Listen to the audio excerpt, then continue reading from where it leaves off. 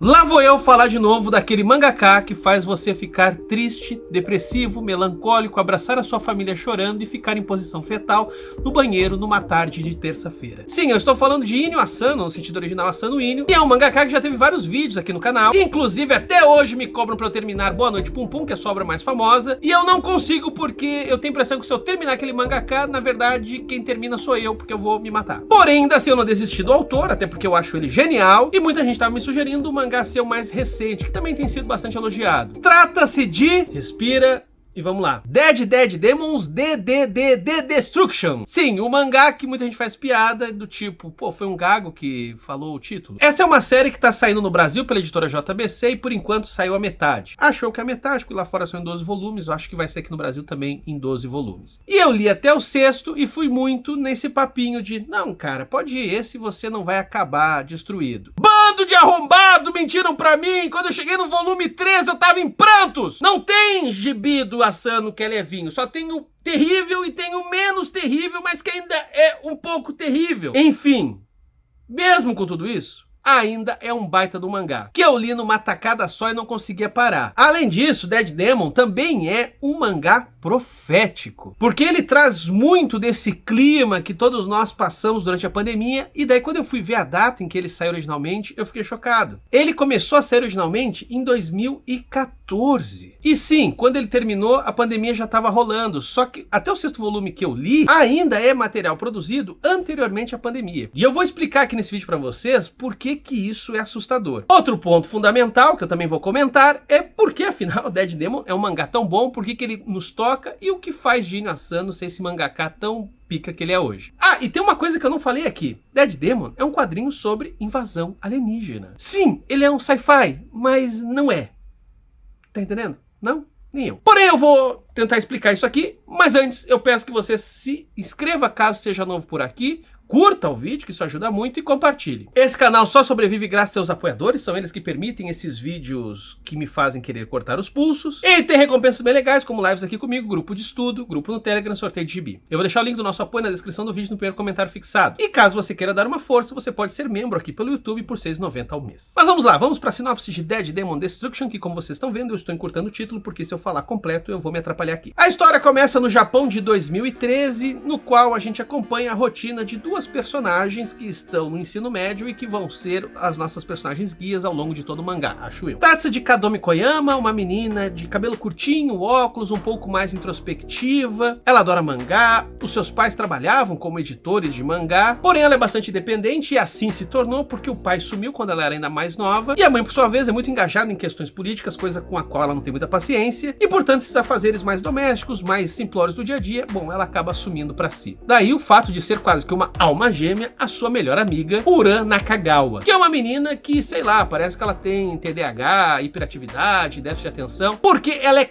completamente piradaça. Ela tá sempre falando, ela tá sempre querendo chamar atenção, ela não consegue se concentrar em nada. Quer dizer, uma coisa ela consegue, ela passa a madrugada jogando na internet joguinho de tiro. Inclusive, ela é uma referência mundial como alguém que consegue matar e matar muito rápido os outros. Isso faz com que ela sempre esteja com sono nas aulas, e ela adora fazer uma série de comentários inconvenientes, constranger as pessoas. Porém, o que evita torná-la uma chata de plantão é que os comentários dela são engraçados. A imprevisibilidade dela torna uma pessoa legal de você acompanhar. Até porque, apesar disso tudo, ela é uma boa amiga. Aos poucos a gente vai conhecendo outras meninas, temos aqui até mesmo uma menina trans, e a gente vai vendo essas garotas crescendo. Elas cursam o ensino médio e até onde eu li na história, elas já estão na universidade. Quem conhece o autor, portanto, vai ver que aqui tem a sua marca registrada, que são essas histórias intimistas, a investigação da alma humana nas suas tristezas e alegrias, os romances de formação, que mostram como é que as pessoas vão crescendo e amadurecendo, o que vai acontecendo na vida delas, como é que elas vão se transformando. Em resumo, o que faz com que a gente se torne quem a gente é, e tudo isso a partir de uma arte que é deslumbrante. Eu já falei em vários vídeos aqui, eu não vou me demorar, mas o ponto é que eu já disse várias vezes, Inio Asano é, acima de tudo, um fotógrafo que faz mangá. E eu digo isso porque ele tem um olhar estritamente fotográfico nos seus quadrinhos. Seja pelos enquadramentos que ele compõe, seja pelos cenários hiperrealistas, além de emular uma série de efeitos que são típicos da fotografia, como grande angular,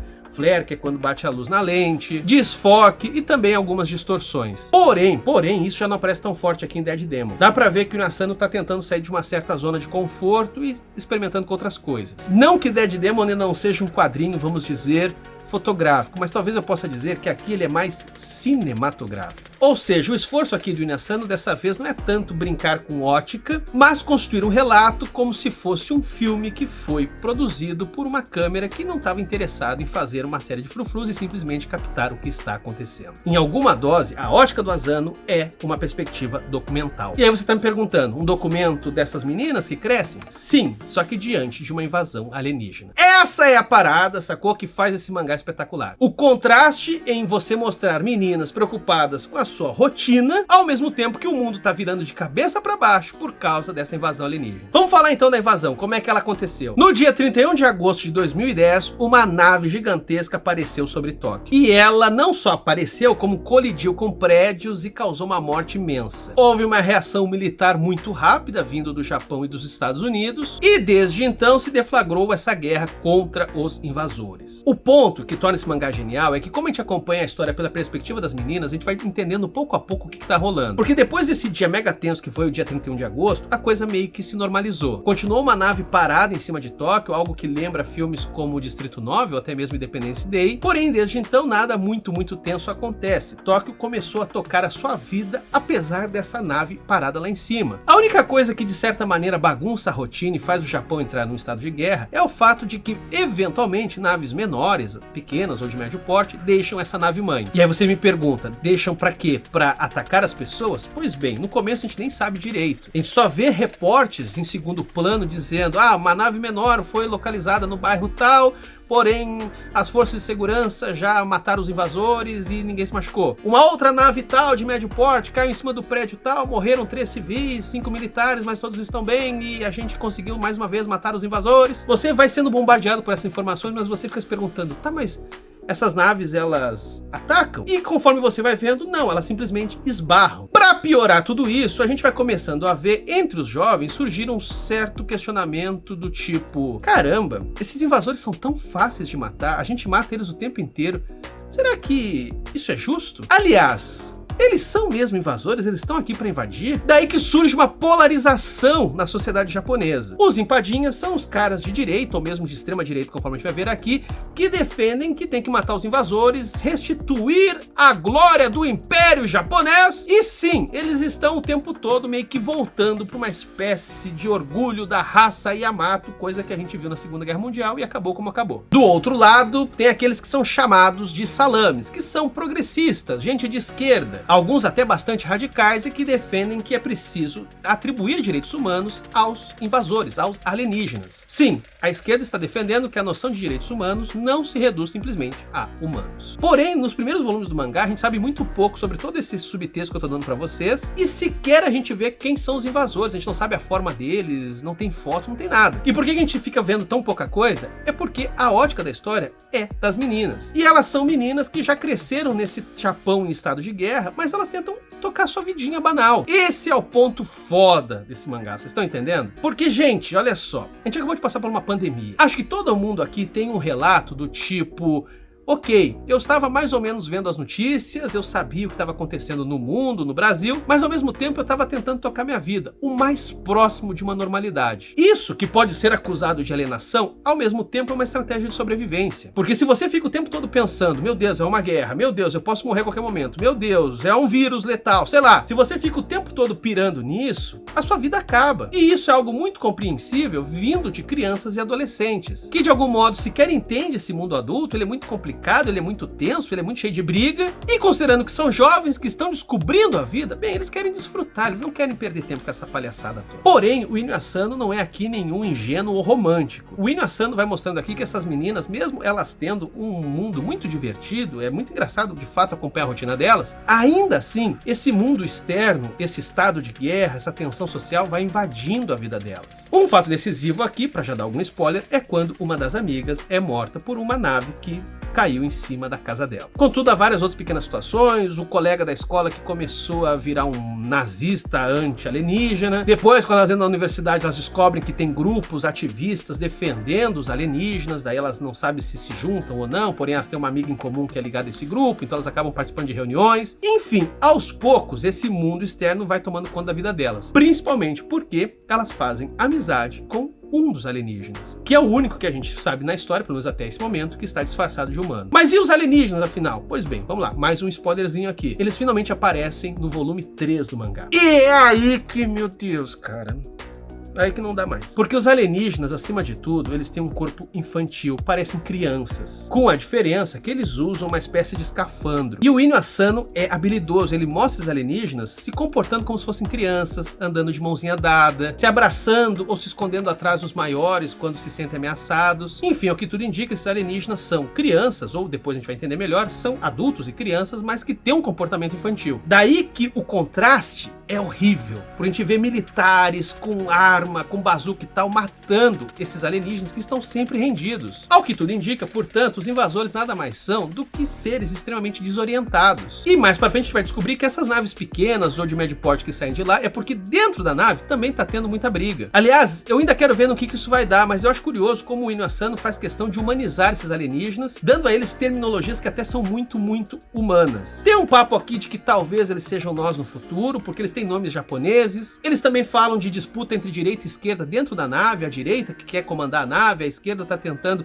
fazer com que eles se rendam de uma vez, porque essa nave tem ali um gerador que pode acabar com a humanidade. Então sim, entre os alienígenas também tem toda uma disputa política, porém eles têm esse traço infantil. Mesmo quando eles não falam coisas infantis, eles parecem crianças. E é nesse ponto que Asano é um gênio, porque ele pega esse imaginário infantil, essa coisa delicada, doce, e mostra isso sendo brutalmente massacrado por japoneses, americanos, enfim, todos os humanos que querem se ver livre dos invasores. Tem inclusive um momento que a gente acompanha um soldado japonês que está começando a se enojar do que ele faz, porque ele percebe, são seres pequenos, frágeis, e a gente mata sem o menor escrúpulo. Inclusive, conforme a gente mata um, o outro parece se debruçar e chorar no cadáver, e a gente mata também, ou a gente tortura, ou a gente faz experiência. Ou seja, nós estamos sendo monstruosos com esses seres. E daí ele pensa: ainda bem que eles não falam a nossa língua. Porque se eles falassem a nossa língua, provavelmente a gente estaria matando eles e agora entendendo tudo que eles dizem. Várias guerras acontecem no mundo, mesmo você entendendo o que as pessoas estão falando. E ainda assim, isso não impede de você massacrá-las. No fundo, portanto, como vocês podem imaginar, Dead Demon Destruction é uma grande alegoria sobre a guerra. Sobre o quanto que a humanidade pode ser perversa, destrutiva, maligna. E ao mesmo tempo, como a vida, como a alegria, mesmo nessa nossa condição. O quanto que a gente quer ser alegre, que a gente quer continuar vivendo, quer ser feliz, mesmo com uma guerra, mesmo com uma invasão, mesmo com um horror acontecendo a todo momento. Percebam, essa alegria e essa crueldade, elas não são antagônicas, elas convivem em nós, e às vezes a gente inclusive é cúmplice dessa monstruosidade enquanto tenta ser feliz, seja por querer ser alienado, tipo, estão matando lá os alienígenas, mas não é comigo, o problema não é meu, seja inclusive dizendo, agora eu encontrei o meu lugar no mundo, agora eu tô com meus amigos aqui, matando invasores, que repito, nem sei direito se são invasores e que são muito parecidos com crianças. Cabe aqui não esquecer que toda vez que a gente tem uma guerra no mundo, seja pelo motivo que for, às vezes mais justo, às vezes menos, enfim, toda vez que rola uma guerra, quem mais sofre é criança. São imagens horríveis, profundamente horríveis, toda vez que você resolve se inteirar sobre uma guerra, porque o que você mais vê são crianças sendo mortas em condições extremamente horríveis. Outro ponto que torna esse mangá brilhante, além de a gente ter uma história que basicamente é só contada por meninas, o que a gente tem também é uma brincadeira com metalinguagem. A Kadoji, que é a nossa protagonista, ela é viciada no mangá Isobeyan. É um mangá de humor protagonizado por uma menina um tanto porra louca e que tem um cogumelo mágico que é o Isobeyan. A lógica do Isobeyan é uma espécie de gênio da lâmpada que realiza os desejos dela, só que acaba colocando ela em mais confusões. Muito porque ela é irresponsável e acaba usando esses poderes de maneira equivocada. O ponto aqui que eu acho engraçado é que o Isobeyan é uma figura extremamente fálica, ele é um cogumelo, enfim, ele parece de fato uma piroca. E quando a gente vai pro mangá normal, pra história do Dead Demon Destruction, a Kadoji está sempre cercada de elementos do Isobeyan. Ou seja, a gente vê ela o tempo todo cercada de elementos fálicos. Ao mesmo tempo, a história mostra muito o quanto que para ela é difícil se envolver com os outros. Ela é uma menina que está crescendo, inclusive, boa parte do mangá ela já está com 18 anos, e ela está, obviamente, descobrindo o próprio corpo, descobrindo o interesse pelos meninos, coisas com as quais ela ainda tem uma série de dificuldades de se relacionar. Inclusive, esse mangá que aparece dentro do mangá, e sempre no começo e no final de cada volume, ele também serve para produzir uma espécie de alegoria sobre o que a gente leu. Ou seja, renderia análise pra cacete só observando isso. Como, por exemplo, na história em que a menina e o gênio vão pro passado para ela poder passar numa prova, e lá eles descobrem que tem alienígenas querendo deixar os seres humanos mais inteligentes. Eu acho que isso é uma pista pro que vai acontecer. Porque agora, sim, para dar um spoiler brabo, os alienígenas, os invasores, dizem que, na verdade, eles estão voltando pra casa. Quer dizer, é mais ou menos, eu não sei, tá cifrado o papo. Porém, lá pelo 6º volume, finalmente a gente vê o rosto de um deles por baixo do escafandro e eles são humanos. Sim, humanos menorzinhos, com aspecto infantil, que tem problemas com a nossa atmosfera, aparentemente. Enfim, essa parada não está clara e é por isso que o mangá intriga. Além disso, ele explora um sentimento muito bacana de bomba relógio. A gente vai sendo informado pela narrativa e por alguns personagens que a humanidade vai acabar. Inclusive o 6º volume, que foi até onde eu li, termina com a legenda: um mês para o fim da humanidade. Ao que tudo indica, o que vai acontecer é que o reator, o núcleo central ali da nave-mãe vai colapsar, ela vai cair sobre Tóquio, então a cidade, boa parte do Japão já vai pro saco, porém vai soltar uma radiação tão poderosa na atmosfera que o planeta inteiro vai morrer. Vai haver uma grande, gigantesca extinção. Algo que os alienígenas e também os terráqueos, nas suas disputas, nas suas facções e divergências políticas, estão tentando evitar. Embora há muito negacionismo, no sentido de, não, isso não vai dar nada. Percebo então como uma mangá que foi feito antes da pandemia parece estar falando sobre ela. Então notem como que coisas que explodiram durante a pandemia, como negacionismo, como o papo do novo normal, como que tudo isso acaba aparecendo aqui, antes da pandemia. Inclusive o debate aqui é se as Olimpíadas vão poder acontecer mesmo em Tóquio, que de fato precisou ser atrasado, por causa da pandemia. Outro ponto muito bom aqui nesse quadrinho é a crítica política. Aqui a gente vê um primeiro-ministro de direita, que está cada vez mais se tornando de extrema direita, embora ele é um paspalho. Ele só gosta mesmo de ficar desenhando alguma idol bonitinho. O que está acontecendo mesmo, e ele sabe que isso está rolando, embora ele ache que tenha que acontecer, é um apoderamento da máquina pública pela iniciativa privada. Sim, há uma grande empresa construindo máquinas de guerra cada vez mais eficientes, há uma empresa privada que produz armas de guerra, que tem um CEO um tanto descolado, mistura de Elon Musk com Jeff Bezos, sei lá, e esse cara tá cada vez mais assumindo as rédeas do país. Inclusive, a gente vai descobrindo o quanto que eles manipulam a opinião pública, o quanto que eles usam as idols para distrair para assuntos relevantes e, acima de tudo, quanto que eles estão fomentando uma campanha de ódio para dizer: temos que matar os invasores. Eles inclusive chegam a fazer publicidades mostrando boy bands sujas de sangue, dizendo para as pessoas: nós salvamos você, nós livramos vocês dos invasores. E aí você vê uma menininha comemorando com a bandeira do Japão Imperial. Ou seja, também a gente vê aqui em Dead Demons Destruction os efeitos de uma fasticização do cotidiano. O quanto que nós vamos nos tornando fascistas sem nem perceber. Algo que, meu Deus do céu, mais atual impossível, né? Porque se tem uma coisa que até agora a gente está discutindo e esse mangá mostra muito bem, é a normalização do ódio. O quanto que sentir ódio, se sentir superior, achar que tá valendo matar, massacrar, etc. O quanto que a gente vai aos poucos tornando isso banal. Ah, tudo bem, ele quer eu morto, ele me odeia, mas isso é a democracia, não é? Não. Não é. Aliás, aparece esse fascismo do cotidiano aqui muito pelas armas que essa empresa produz. Porque elas são armas de guerra, violentíssimas, elas massacram os invasores, mas elas têm um visual kawaii. Elas são feitas para ser fofinha. Vocês percebem, portanto, o quanto que isso é perverso? Ainda com coisas que parecem com a pandemia, também tem o fato de que os japoneses, junto com os americanos, tentaram destruir a nave-mãe. E eles jogaram uma bomba nuclear, alguma coisa assim, em cima da nave, não aconteceu muita coisa, porém algumas regiões de Tóquio se tornaram radioativas.